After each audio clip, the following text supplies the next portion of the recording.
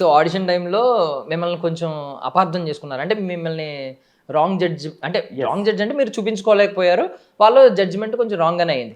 తర్వాత వచ్చేసరికి ఎప్పుడైతే వ్యాక్స్ వచ్చిందో మీలో ఆ డేర్నెస్ ఇది కనిపించింది.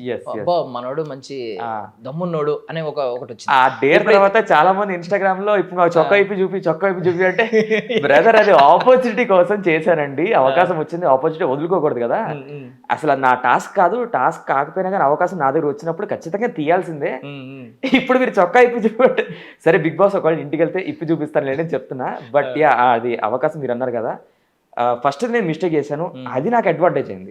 దాన్ని నేను ఓకే నేను ప్రతిదీ ఎవాల్యుయేట్ చేసుకుంటాను. నేను ఒక అడ్వకేట్ని కాబట్టి అరే ఎక్కడ తప్పు జరిగింది, ఇది ఇలా చేస్తే బాగుంది కదా, కాన్స్టెంట్ ఎవాల్యుయేషన్ చేసుకుంటూ అవకాశం వచ్చిన వెంటనే ఆ షాక్ టాస్క్ కూడా అది మీ జెన్యూనిటీ మీ ఆనెస్టీని బయట పెట్టారు. ఆ షాక్ టాస్క్ అది రెడ్ ఆయన నవదీప్ గారు ప్రెస్ చేస్తున్నప్పుడు నా లైన్ ఆఫ్ సైట్ లో ఉన్నారు.